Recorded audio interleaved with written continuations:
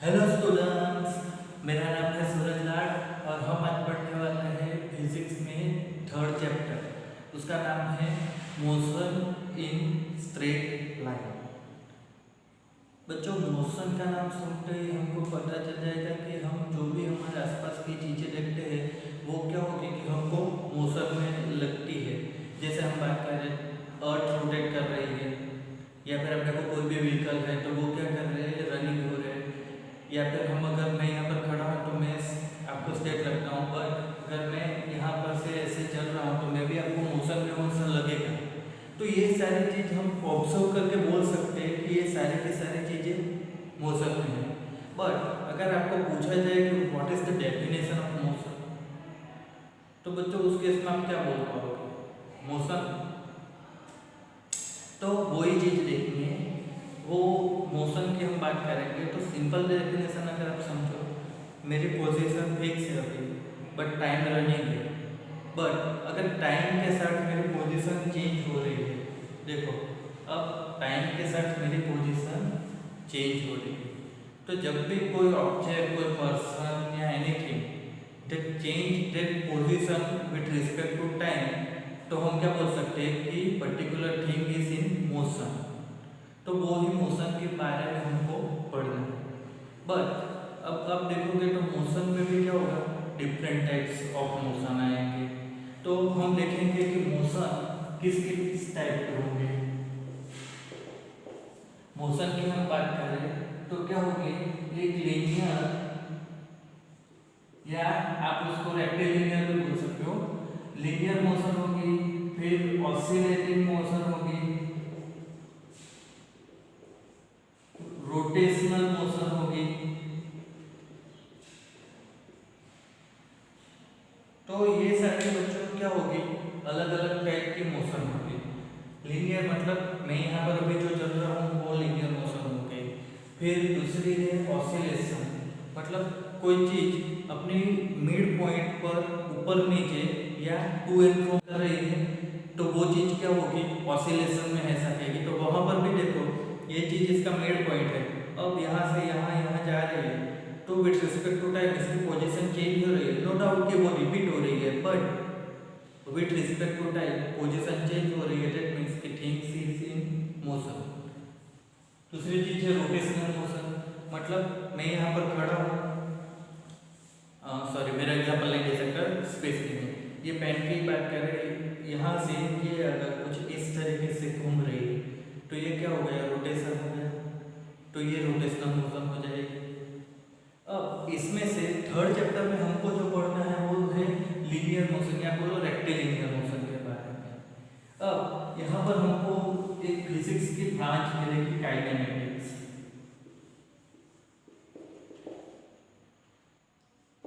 तो स्टूडेंट्स इसका मतलब क्या होता है, काइन का मतलब होगा मोशन और मैटिक्स मतलब मैथ्स।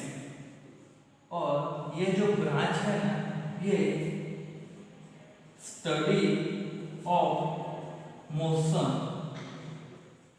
विदाउट रीजन आएगी।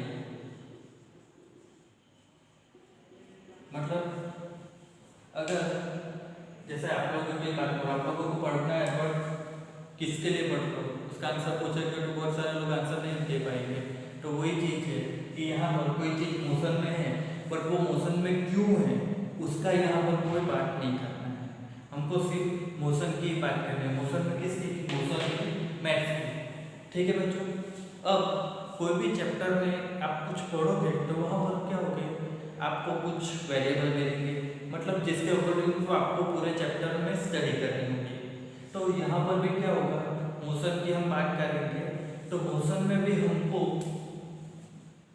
हमारे पास कुछ वेरिएबल आएंगे, लाइक पाथ लेंथ, या आप उसको डिस्टेंस भी बोल सकते हो। फिर आएगा डिस्प्लेसमेंट, तो ये दोनों चीज में क्या होगा देखेंगे बाद में। फिर आएगा स्पीड, फिर आएगा वेलोसिटी, अब उसके बाद आएगा एक्सेलरेशन।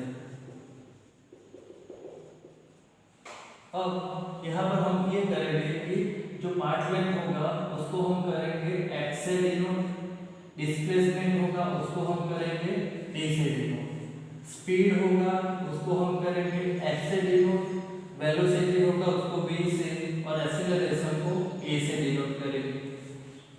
अब बच्चों एक चीज ध्यान रखना, हम पूरे चैप्टर में x लिखेंगे कहीं पर भी उसका मतलब समझ लेना कि वो पाथ लेंथ ही होगी। डिस्प्लेसमेंट की बात करें तो वो स्मॉल d ही होगा। एक काम करते हैं, यहाँ पर डिस्प्लेसमेंट को कैपिटल D कर देते हैं एक्चुअली, बिकॉज फिर डिफ्लेक्शन आएगा तो वहाँ पर ही प्रॉब्लम करेगा। स्पीड लिखेंगे मतलब स्मॉल s ही होगा।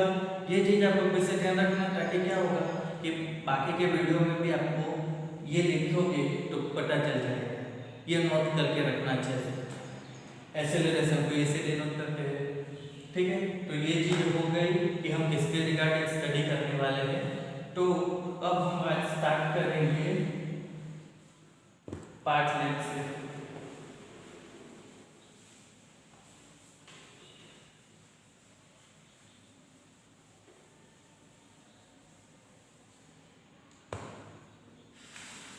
हम मोशन की बात कर रहे थे बच्चों, तो मोशन में एक्चुअली पहले हम देखेंगे कि कार्टेशियन सिस्टम के बारे में तो आपको पता होगा। वहां पर क्या होगा, ये कोई कार्टेशियन सिस्टम हम ले रहे हैं एक्स वाई का, तो यहाँ पर इसका इनिशियल पॉइंट जो होगा 0 0, ठीक है। तो ये हम क्या कर सकते हैं, अपनी मर्जी से ले सकते, पता होगा आपको। अब यहाँ से हम क्या कर सकते हैं कि एक पॉइंट लेना है कोई भी, सपोज ये पॉइंट यहाँ पर है, तो हम क्या करेंगे, इसका हमको पोजीशन कहाँ है वो हमको बताना है। तो हम क्या करेंगे कि सपोज ये x लेंथ में 1 2, तो x डायरेक्शन में इसकी डिस्टेंस 2 है। y की बात करें तो 1 2 3, तो इसका हम क्या लिखेंगे 2 3। तो अब देखो आप यहाँ पर कि ये क्या हो रहा है कि ये पॉइंट की पोजीशन हम कैसे बता रहे हैं 2 3, बट कैसे, तो हम with respect to this point इसकी पोजीशन कुछ बता रहे हैं। तो वैसे ही क्या होगा कि सपोज मैं यहाँ पर खड़ा हूँ, अब यहाँ पर खड़ा हूँ, फिर सोचेंगे कि क्या हवा में खड़ा हूँ इसलिए ये सपाटी पे बना है। अब देखो मैं यहाँ पर खड़ा हूँ, तो अगर मेरा कुछ डिस्टेंस पूछा जाए, मेरी पोजीशन कुछ पूछी जाए, तो क्या होगा कि यहाँ पर से मेरी पोजीशन आप डायरेक्टली बता सकते, कुछ नहीं बता सकते, ठीक है। तो उसके लिए हमको क्या करना पड़ेगा कि हम यहाँ पर मेरी पोजीशन बतानी है, तो क्या करोगे कि आप कुछ रेफरेंस दोगे, उस रेफरेंस के थ्रू ही आप मेरी पोजीशन बता सकते हो। तो वहाँ पर से हमको मिलेगा frame of reference, means frame of reference, इसका मतलब होगा पोजीशन ऑफ ऑब्जर्वर।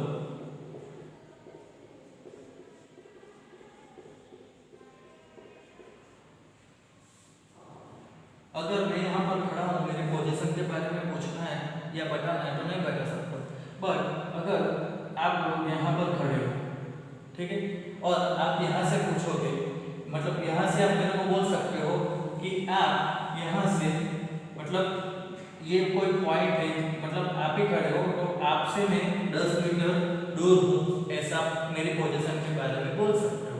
पर आप यहाँ पर है ही नहीं और मेरी पोजीशन के बारे में बताना है, तो क्या होगा, कुछ नहीं बोल पाओगे, है ना। तो ये एक चीज हमको यहाँ पर मिलती है, पोजीशन ऑफ ऑब्जर्वर, जिसको हम बोलेंगे फ्रेम ऑफ रेफरेंस। मतलब कि हमको कोई भी ऑब्जेक्ट, कोई भी पर्सन, उसकी जो पोजीशन बतानी होगी, तो हम कोई रेफरेंस के थ्रू ही बताएंगे, जिसको हम बोलेंगे फ्रेम ऑफ रेफरेंस। जैसे एग्जांपल की बात करें तो आप देखोगे कि अगर आप बस में जा रहे हो, ठीक, अच्छा पैसे वालों को कार में जाओ, ठीक है, कोई बात नहीं, हम तो गरीब लोग हैं, पैसे बस में ही जाते हैं। तो आप कार में जा रहे हो, तो क्या होगा कि आप कार में से देखोगे तो बाहर की जो चीज़ होगी वो क्या होगी, वो आपको ऑपोजिट डायरेक्शन में जाते हुए दिखेंगे। बट आपके कार में आपके साथ कोई बैठा है, वो आपको मोशन में लगेगा? नहीं लगेगा।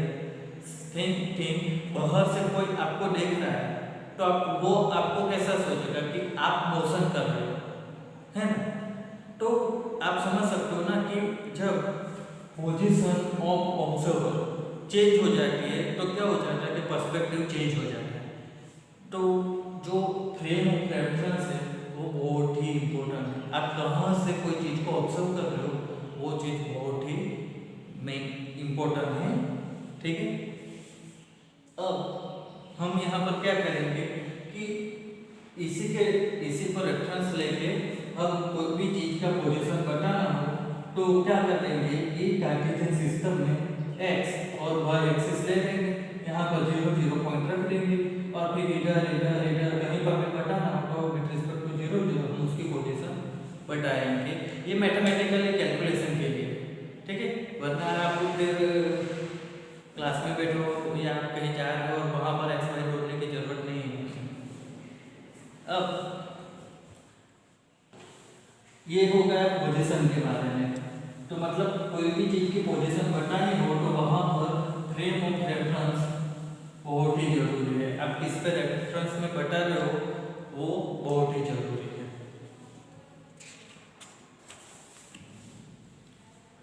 फिर दो चीज आएगी, हाँ जैसे मैंने बोला ना, पाथ लेंथ और डिस्प्लेसमेंट।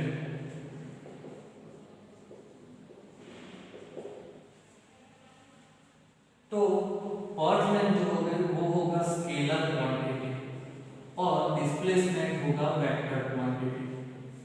मतलब यहाँ पर पाथ लेंथ की हम बात कर रहे हैं, बता रहे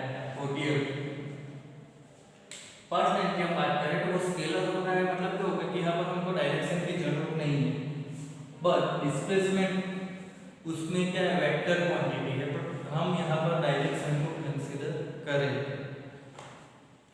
एक सिंपल एग्जांपल से हम समझेंगे कि ये रहा आपका घर, ठीक है, और ये रहा आपका स्कूल। अब आप यहाँ से क्या करो, ये डायरेक्शन में आपके स्कूल जा रहे हो, सपोज वो 5 किलोमीटर, ठीक है। तो अब हमने यहाँ पर क्या किया, यहाँ से यहाँ तक, तो आपका जो फ्रेम ऑफ रेफरेंस है वो क्या हो गया, आपका घर, और ये आपका स्कूल है।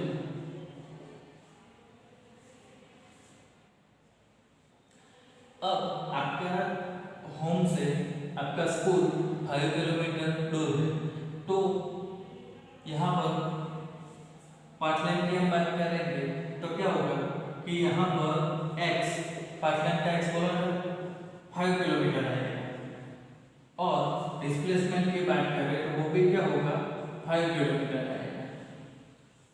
बट जब आप स्कूल से रिटर्न जाओगे तो क्या होगा, तो आपका स्कूल कोई दूर थोड़ी चला जाएगा, तब भी आप 5 किलोमीटर ही जाओगे ना, हाँ पता है। तो ये फर्स्ट के लिए था। अब दूसरी बात में आपका क्या हो जाएगा, x वो भी 5 किलोमीटर ही होगा, बट जो डिस्प्लेसमेंट होगा वो क्या हो जाएगा, वो अब 5 नहीं आएगा, वो अब क्या हो जाएगा, अगर आपने ये डायरेक्शन पॉजिटिव ली थी तो अब क्या कर रहे हो, आपको डायरेक्शन कंसीडर करनी है, तो अब आप क्या कर रहे हो, ऑपोजिट डायरेक्शन में आ रहे हो ना, तो ये चीज क्या हो जाएगी, -5। तो अब देखो यहाँ पर क्या हो जाएगा, टोटल डिस्टेंस आपका क्या हो जाएगा, 5 + 5 10 किलोमीटर हो जाएगा, बस आपका टोटल डिस्प्लेसमेंट क्या हो जाएगा, 0। ऑब्वियसली 0 हो जाएगा, बिकॉज डिस्प्लेसमेंट का मतलब ही आपको पता होना चाहिए कि आप अपनी पोजीशन से कितना, अपनी पोजीशन कितनी चेंज कर रहे हो एक्चुअली। मतलब तो होगा क्या कि अगर आप घर से निकले, स्कूल गए, स्कूल से वापस घर आए तो आपके पोजीशन पे तो कुछ चेंज हुआ ही नहीं है ना, तो इसीलिए डिस्प्लेसमेंट क्या हो जाएगा, 0। बट पाथ लेंथ वो क्या होता है, तो वो होती है एक्चुअली टोटल लेंथ ऑफ भी पार्ट होगा उसकी टोटल लेंथ होगी। तो आप देखो यहाँ से आपका ये पार्ट है उसकी लेंथ 5 किलोमीटर, फिर यहाँ से आपका ये भी एक आपका पार्ट हो गया तो उसकी भी लेंथ 5 किलोमीटर, तो उसकी जो टोटल लेंथ होगी वो 10 किलोमीटर होगी। उसको हम पार्ट लेंथ बोलेंगे या डिस्टेंस भी बोलेंगे, ठीक है। तो ये दो चीज है यहाँ पर, पार्ट लेंथ एंड डिस्प्लेसमेंट के बारे में। डिस्टेंस भी बोल सकते हो इसे, तो वो स्केलर है और डिस्प्लेसमेंट वेक्टर है। अब ये चीज समझ में आ गई होगी। होता क्या है कि जो पार्ट लेंथ या डिस्टेंस है वो टोटल लेंथ ऑफ पार्ट है, और डिस्प्लेसमेंट यानी आपकी पोजीशन में कितना चेंज आ रहा है। तो आपके पोजीशन में समझ गए कि कोई चेंज नहीं आ रहा है। दूसरी चीज, जब भी आप डिस्प्लेसमेंट की बात करो तो जो भी डायरेक्शन होगी उसे कंसीडर करना है। आप यहाँ से इधर जा रहे हो तो इसे आप पॉजिटिव ले रहे हो तो रिटर्न आओगे तो वो डायरेक्शन ऑपोजिट हो जाएगी, तो वो डिस्प्लेसमेंट में मैटर करता है, तो उसे कंसीडर करना है। तो फर्स्ट वाले को हमने पॉजिटिव ले लिया तो सेकंड वाले को माइनस लेना ही पड़ेगा। यही डिस्प्लेसमेंट होता है। अब एक और एग्जांपल से समझे।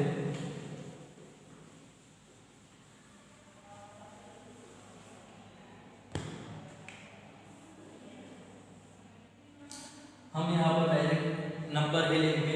यहाँ पर 0 है, 100 है, 200, इधर -100।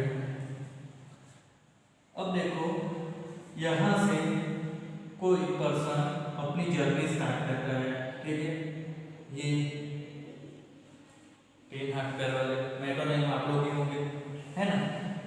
तो यहाँ से कोई पर्सन अपनी जर्नी स्टार्ट करता है, ये डायरेक्शन में जाता है 100 मीटर पर, यहाँ पर वो रुकता है, फिर आगे बढ़ता है और 190, ठीक है, 190 मीटर ट्रैवल करता है। इसका हम यूनिट ले लेते हैं, चलो तो अच्छा रहेगा आपको भी। अब 190 पर पहुंच गया, ये इनिशियल केस हुआ।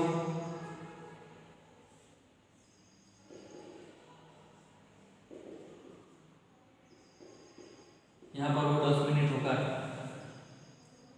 यहाँ से जर्नी स्टार्ट की, यहाँ पर पहुंचा, इसमें 10 मिनट रुका था।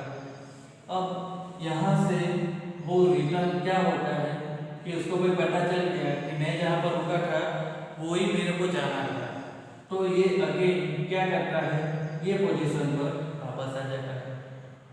अब आपको यहाँ पर पूछा गया है कि कितना डिस्टेंस ट्रैवल किया, कितना डिस्टेंस ट्रैवल किया, तो क्या होगा उसका आंसर, x1 + x2 हम लिखें जैसे हमने पहले में देखा था। तो x1 देखो कितना हुआ, -100 से स्टार्ट कर रहा है और कहाँ पहुंच रहा है, 190 पर। तो यहाँ पर क्या हो जाएगा, यहाँ से यहाँ तक का डिस्टेंस जो होगा वो होगा 100 प्लस यहाँ से यहाँ तक का 190, तो ये डिस्टेंस टोटल 290 मीटर हो गया। अब दूसरे में क्या करता है वो 190 पर से 100 पर आ रहा है, तो वो डिस्टेंस क्या हो जाएगा, 90 मीटर। अब ये हो गया डिस्टेंस के बारे में, तो x1 + x2 दो मिल गए, x क्या हो जाएगा 290 + 90, तो ये हो जाएगा 380 मीटर। तो ये 380 मीटर उसने टोटल डिस्टेंस ट्रैवल किया है। बट अब हम यहाँ पर डिस्प्लेसमेंट की बात करते हैं, तो डिस्प्लेसमेंट में क्या होगा, यहाँ से -100 से लेके ये +100 पर ही पहुंचा है, तो डिस्प्लेसमेंट क्या होगा, 100 - -100, तो ये आंसर हमको मिलेगा 200।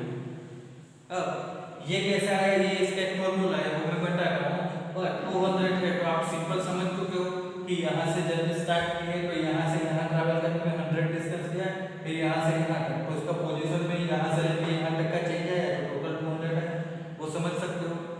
अब समझो इसका फॉर्मूला पर क्या होगा, डिस्टेंस का जो फॉर्मूला होगा वो होगा x2 माइनस x1, यानी कि आप इसको बोलोगे final position minus initial position. अब यहाँ पर हमने जो बात की है final position minus initial position, तो ये इसकी इनिशियल पोजीशन है, ये इसकी फाइनल पोजीशन हो गई। अब आप एक चीज देखो कि ये पर्सन की फाइनल पोजीशन है पर यहाँ से यहाँ तक में नहीं, ये यहाँ से यहाँ गया फिर यहाँ आया, है ना। तो होता क्या है कि डिस्प्लेसमेंट में पार्ट मैटर करता नहीं है, कोई भी पोजीशन से जाओ, ठीक है। एक और एग्जांपल लेते हैं कि A से B पर जाना है, तो A से B का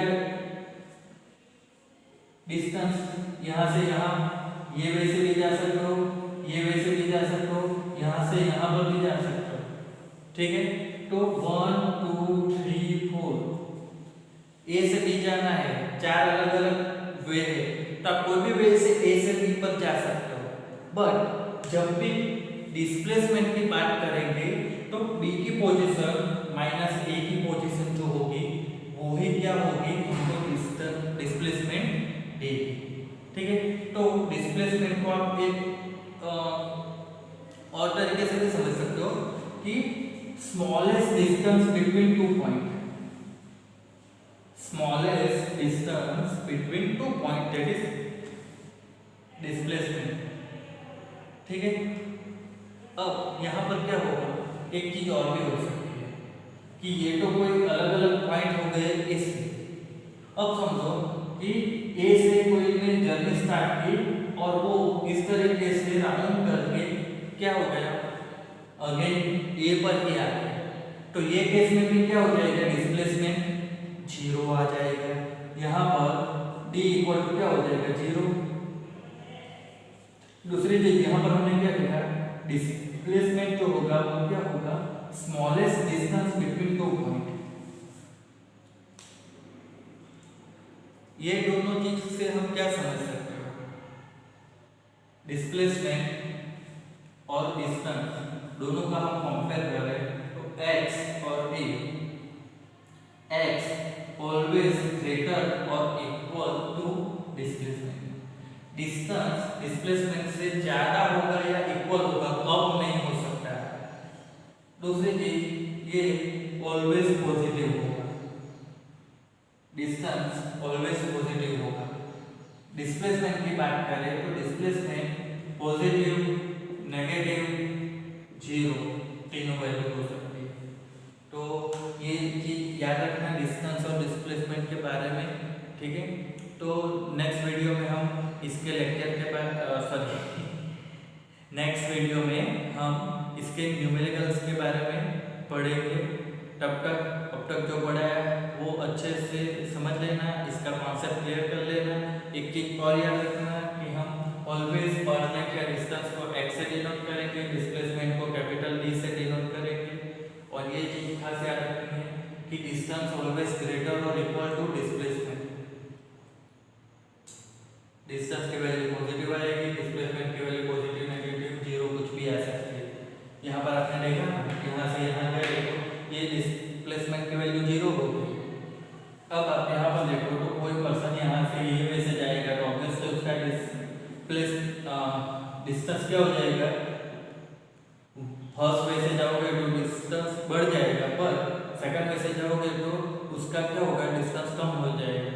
बट डिस्प्लेसमेंट भी उसी के इक्वल होगा, है ना। पर सेकंड वे से जाओगे तो क्या होगा, डिस्टेंस तो बढ़ ही जाएगा ना। तो इसलिए distance always greater than to displacement या इक्वल। तो आज का लेक्चर में बस इतना ही।